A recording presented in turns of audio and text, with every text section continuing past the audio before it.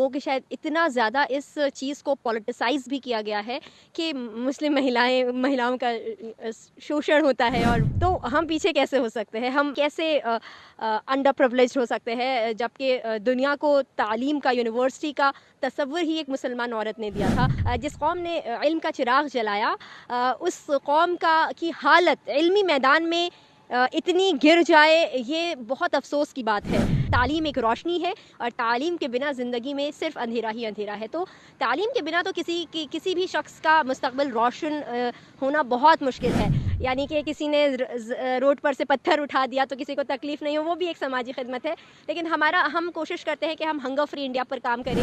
کوئی بھی بچہ جب صبح اس کی آنکھ کھلے تو ہو سکتا ہے اس کا پیٹ خالی ہو، لیکن جب وہ رات میں سوئے تو وہ بھرے پیٹ وہ سوئے۔ تو یہ ہم کوشش کرتے ہیں۔ تو والدین کو اپنے بچوں کو اچھائی اور برائی کا فرق سکھا کر ان کو دنیا کے میدان میں جانے دینا چاہیے۔ دراصل یہ ایک بہت بڑا اسٹیریوٹائپ ہے، یہ ایک ہم کہہ سکتے ہیں کہ لوگوں کے شاید اتنا زیادہ اس چیز کو پولیٹیسائز بھی کیا گیا ہے کہ مسلم مہیلاؤں کا شوشن ہوتا ہے، اور وہ کچن تک سیمت ہے۔ آپ کو ہم یہ بات بتا دیں، بہت سارے لوگوں کو نہیں پتہ ہوگی۔ ہم جتنی جگہ جاتے ہیں کوشش کرتے ہیں کہ یہ بات بتائیں کہ اس پوری دنیا کی پہلی یونیورسٹی ایک مسلمان عورت نے بنائی تھی، موروکو فیز میں، جس کا نام تھا فاطمہ الفہری۔ تو ہم پیچھے کیسے ہو سکتے ہیں، ہم کیسے انڈر پرولیجڈ ہو سکتے ہیں، جبکہ دنیا کو تعلیم کا، یونیورسٹی کا تصور ہی ایک مسلمان عورت نے دیا تھا، اور آج سے 1000 سال پہلے دیا تھا۔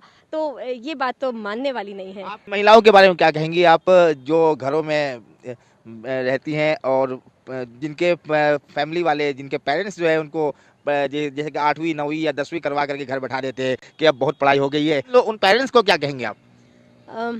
ہم یہ کہنا چاہتے ہیں کہ جس قوم نے علم کا چراغ جلایا، اس قوم کی حالت علمی میدان میں اتنی گر جائے، یہ بہت افسوس کی بات ہے۔ تو ہم یہ نہیں کہتے، ہم خود بھی جب یونیورسٹی جاتے تھے تو ہمارا حجاب کر کے جاتے تھے، ویل پہن کر جاتے تھے، اور ہم تعلیم بھی حاصل کرتے تھے۔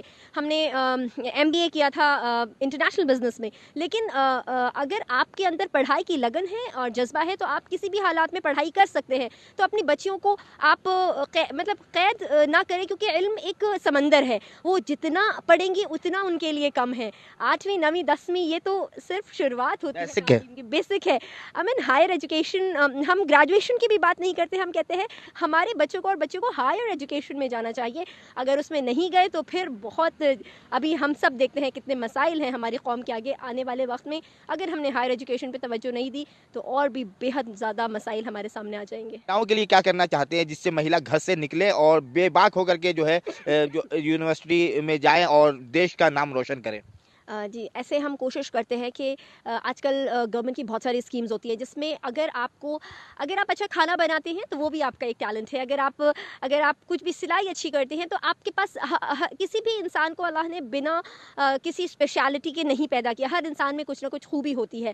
بس دھیان ایسے دینا کہ اس کو پالش کرے، اور کوئی بھی اپنے آپ کو کمتر نہیں سمجھے۔ اگر کوئی انسان اپنے گھر سے باہر نکل کر جاب کر رہا ہے تو اس کے لیے وہ سہولت ہے، اور اگر کوئی اپنے گھر میں رہ کر اپنے بچوں کا خیال رکھ رہا ہے تو وہ آنے والی جنریشن کے لیے بہت اچھا مستقبل شاید وہ ہمارے لوگوں کو دینے والا ہے۔ تو ہم جو بھی کام کریں دل سے کریں، کوشش کریں کسی بھی کام کو چھوٹا نہیں سمجھیں۔ اگر کوئی جاب کر رہا ہے تو وہ کوئی بہت بڑا عظیم کام نہیں کر رہا، اور اگر کوئی ماں اپنے بچوں کی پرورش کر رہی ہے، اپنی فیملی کا دھیان رکھ رہی ہے تو وہ کوئی چھوٹا کام نہیں کری۔ لیکن ہم لوگوں کا ارادہ یہ ہے کہ ہم آگے جا کر ایک یونیورسٹی بنائیں۔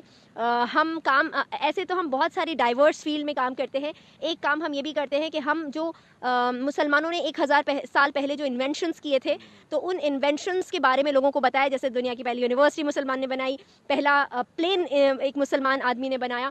تو اور ان انوینشنز کو لے کے ہم ایک میوزیم بنائے تاکہ ہمارے بچے دیکھیں کہ ہمارے آباء و اجداد نے کتنے ایسے کام کیے ہیں جو کہ آج بھی جن کے بنا ہمارے اتنا ٹیکنالوجیکل ایڈوانس دنیا میں قدم رکھنا ناممکن تھا۔ تعلیم بہت زیادہ ضروری ہے، اس کے بنا بالکل یعنی کہ تعلیم ایک روشنی ہے، اور تعلیم کے بنا زندگی میں صرف اندھیرا ہی اندھیرا ہے۔ تو تعلیم کے بنا تو کسی بھی شخص کا مستقبل روشن ہونا بہت مشکل ہے، اور ایسا ہمارا ماننا ہے۔ تو تعلیم تو ایک دم بیسک نیڈ ہے، جو کہ ہر بچے کا رائٹ ہے۔ مطلب एजुकेशन हमारे हर एक बच्चे का राइट है, ये कोई प्रिविलेज नहीं है कि कुछ बच्चों को मिले कुछ बच्चों को नहीं मिले। समाजी खिदमत तो हर इंसान कुछ ना कुछ सोशल वर्क करता ही है अपने से, यानी कि किसी ने रोड पर से पत्थर उठा दिया तो किसी को तकलीफ़ नहीं हो, वो भी एक समाजी खिदमत है। लेकिन हम कोशिश करते हैं कि हम हंगर फ्री इंडिया पर काम करें। उसके लिए हम खाना का बस्तियों में जाते हैं और बच्चों को खाना देते हैं।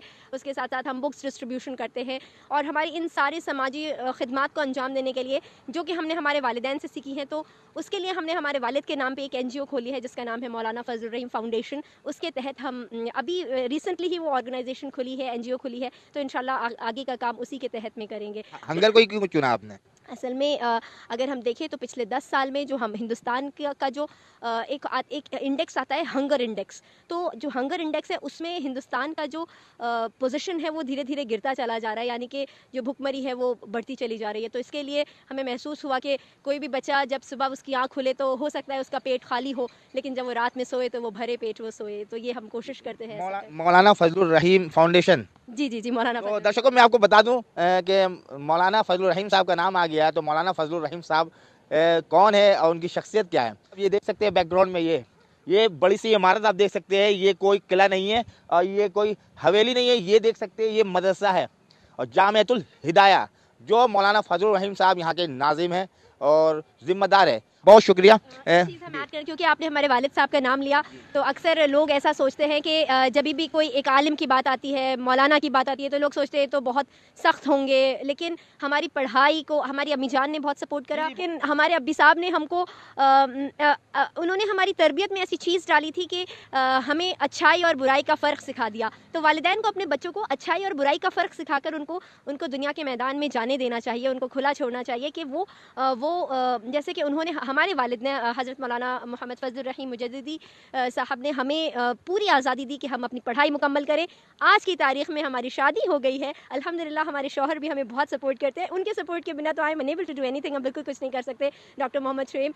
और आज भी हम आपको बता रहे हैं हमारी शादी हो गई, लेकिन आज भी हमारे अम्मी जान और अब्बी साहब हमसे कहते हैं कि पढ़िए यानी कि PhD कर ली, इसके बाद ये नहीं कि आपकी तालीम मुकम्मल हो गई। बिना के जब हम सफ़र पे जाते हैं तो वो देखते हैं कि हमारे हाथ में कौन सी किताब है, हम क्या पढ़ रहे हैं, और बहुत खुश होते हैं किसी भी किताब को देख के। अभी 2-3 दिन पहले उन्होंने हमारे हाथ में एक किताब देखी और कहा कि मुझे बहुत रश्क आता है कि आपके पास ये किताब है और मेरे पास ये किताब नहीं है। और हालांकि हम वो किताब पढ़ रहे थे तो वो थोड़ी बोसीदा हो गई थी, तो उन्होंने कहा कि मुझे भी ये किताब चाहिए। तो वो सिर्फ हमें पढ़ने का नहीं कहते, खुद भी इंटरेस्ट दिखाते हैं। आज की तारीख में तकरीबन 70 साल की उम्र है उनकी, फिर भी वो कहते हैं मुझे भी ये किताब चाहिए, ताकि उनके इंटरेस्ट को देखकर हमको भी तालीम में इंटरेस्ट आए।